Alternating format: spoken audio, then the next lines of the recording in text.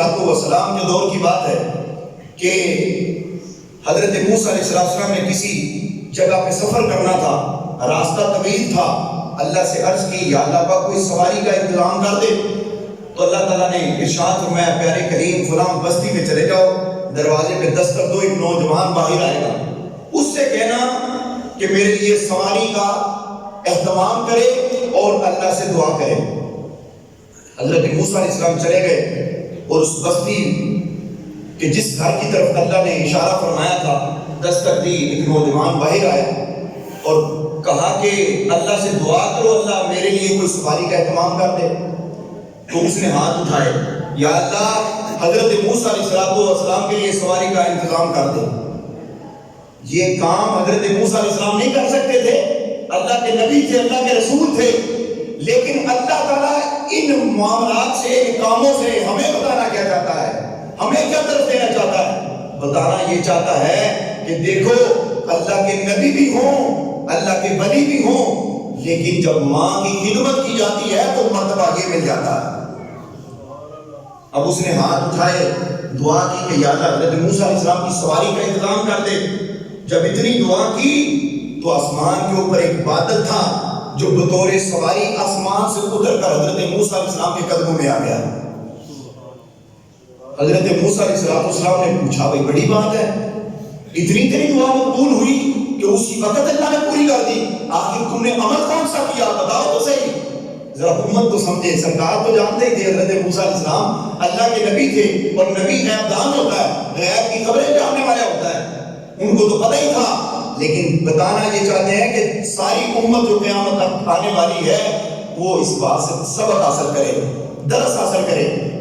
حضرت موسیٰ علیہ السلام نے پوچھا بھائی عمل کون سا کیا کہ اتنی بلندی پہ تمہارا مرتبہ پہنچ گیا کہ جیسے دعا کی ہے ویسے پوری ہو گئی؟ حضرت موسیٰ علیہ السلام سے عرض کرنے لگا یا سرکار، یا اللہ کے نبی، کہ میں اپنے گھر میں موجود تھا، میری والدہ اس وقت علیل تھی، بیمار تھی، تو میری ماں نے مجھ سے ایک فرمائش کر دی کہ بیٹے میں نے انگور کھانے ہیں، تو انگوروں کا موسم نہیں تھا، میں نے ماں کو یہ نہیں سمجھایا، یہ اب بات آپ سمجھیے گا، آج کل جو ہم کہتے ہیں کہ ماں تمہارا دماغ خراب ہے، آج کل کہاں پہ فروٹ ملے گا، یہ والا انگور کب ملے گا، یہ چیز کیسے ملے گی، رات کا وقت ہے، اب تو دکانیں بند ہے، اب تو مجھے بھیج رہی ہے، بات یہ کیا کر رہا ہے، اس کام کو میں کر سکتا ہوں، یہ تو میرے لیے ممکن ہی نہیں، کسی اور کو کہتے۔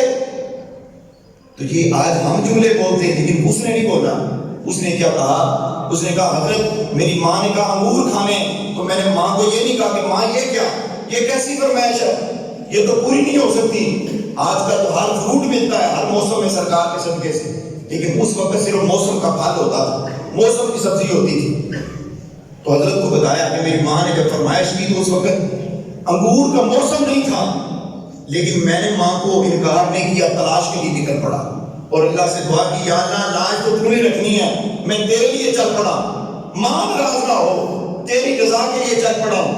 ایک بستی پھری، لوگ اس کا مذاق اڑاتے، بھائی تم عقل مند لگتے ہو، سیانے لگتے ہو، عمر سیدھا لگتے ہو، لیکن یہ کیسا تمہارا کام ہے، کیسی تمہاری فرمائش ہے کہ انگور تلاش کر رہے ہو، اس موسم میں انگور کہاں؟ بستی کروائی، بیزتی وغیرہ سارا کچھ ہوا، باتیں بھی تانے بھی ہر طرح، لوگ پوچھتے ہیں کرتے ہیں۔ اب اگلی بستی میں چلا گیا، اب وہاں پہ بھی یہی منظر، کوئی انگور نہیں، تیسری میں، چوتھی میں، پانچویں میں، مختصر کر رہا ہوں 9 بستیاں پھری، 9 بستیاں پھرنے کے بعد جب 9ویں بستی کے اندر پہنچا تو اللہ تعالیٰ نے فرشتے کو جنت کے انگور دے کر بھیج دیے۔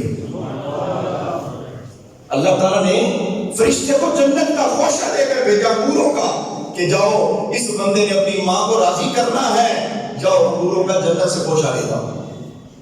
اب وہ حضرت موسیٰ علیہ السلام سے کہہ رہے ہیں کہ جب وہ جنت کا خوشہ، اس کو تو اس وقت نہیں پتا تھا، اس کو تو اس وقت نہیں پتا تھا، بعد میں پتا چلا، لیکن وہ خوشہ جو ہے وہ لے کر گھر پہنچا۔ ماں نے کیا کیا، ماں جیسے ہی ایک دانہ کھایا تو دعا کی یا اللہ میرے بیٹے کی ہر دعا قبول کرنا۔ دوسرا دانہ کھایا، کہا میرے بیٹے کی ہر دعا قبول کرنا۔ تیسرا دانہ کھایا، کہا میرے بیٹے کی ہر دعا قبول کرنا۔ پورا خوشہ میری ماں نے اسی طرح کھایا. ہر دانے پہ میرے لیے دعا و مستجاب کی دعا کی کہ یا اللہ میرے بیٹے کو مستجاب الدعوات کر دے, جو منہ سے نکالے وہ پورا ہو جائے. تو جب سے میری ماں نے یہ دعا کی ہے اس وقت سے لے کر آج تک اس منہ سے میں نے جو بھی نکالا ہے اللہ تعالیٰ نے پورا فرما دیا. تو کیا آج اس کی رحمتوں کے سمندر ختم ہو گئے, خشک ہو گئے؟ کیا دریا کم ہو گیا؟ کیا وہ نہریں کم ہو گئی؟ کیا وہ آسائشیں, وہ رحمتیں, وہ دریا کی جو موجیں ہیں وہ کیا ماند پڑ گئی؟ سارا کچھ موجود ہے, لیکن آج ہم بدل گئے, ہمارے کردار بدل گئے, ہمارے افعال بدل گئے, ہماری گفتگو کے انداز بدل گئے. ہم نے اپنے ماں باپ کو وہ اہمیت نہ دی کہ جو سرکار علیہ السلام نے فرمایا تھا. آج ہم نے اپنی ماں کو اولڈ ہاؤس کے لیے چھوڑ دیا اور اپنے باپ کو اولڈ ہاؤس کے لیے چھوڑ دیا. آج کتنے ہی باپ ہیں گلیوں میں پھرتے آوازیں لگاتے ہیں, کتنی بوڑھی مائیں ہیں جو در بدر کی ٹھوکریں کھا رہی ہیں. لیکن ہوا کیا, ہوتا کیا ہے, جب سنا جائے تو پتا چلتا ہے بیٹے نے گھر سے نکال دیا, بہو نے گھر سے نکال دیا. اور میرے بھائیوں, میرے شہزادوں, میرے بزرگوں, میرے مسلمان دوستوں, میری ملت کے پاسبانوں, آپ یاد رکھیں اگر آج ہم اپنے آپ کو سدھار لیں گے تو ہماری دنیا بھی سدھر جائے گی, ہماری آخرت بھی سدھر جائے گی.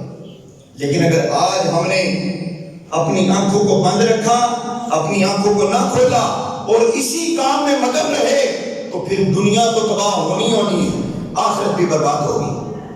یہ ایک عمل علماء فرماتے ہیں ایسا ہے, ہر عمل کی سزا قیامت میں جہنم میں ڈال کر ملے گی, لیکن یہ عمل ایسا ہے کہ اللہ دنیا میں بھی ذلت دیتا ہے اور آخرت میں بھی ذلیل کرتا ہے. اس لیے آج اپنے والدین کو اپنا سربراہ مان لو, اپنا پیر, اپنا مرشد, اپنا رہنما مان لو, چھوڑ دو سارے معاملات. جب تک آپ کی ماں زندہ ہے آپ کی مرشد آپ کی ماں ہونی چاہیے. جب تک آپ کا باپ زندہ ہے آپ کا مرشد آپ کا باپ ہونا چاہیے. باپ دوائی کے لیے ترس رہا ہے اور 1000 روپے آپ پیر کی مٹھی میں دے رہے ہو. باپ بیچارہ دوائی کے لیے, پھل کے لیے, ڈاکٹروں نے کہا ان کو پھل کھلائے, کمزور ہو گئے ہیں, گوشت کھلائے, اور ادھر جا کے پیر صاحب کو راضی کرنے کے لیے ہم 5000 روپیہ ان کی مٹھی میں دے رہے ہیں کہ لوگ ہمارے چرچے کریں گے, نام لیں گے اور پیر صاحب ہمیں آگے بٹھائیں گے. مجھے بتائیے ذرا, ماں باپ کی یہ کیفیت ہو تو وہ 5000 چھوڑو 5 کروڑ بھی دے گا تو بتائیں ان کے کا بھی فائدہ ہوگا؟ تو اس لیے اپنا پیشوا, اپنے رہنما, اپنے والدین کو تسلیم کر لیں.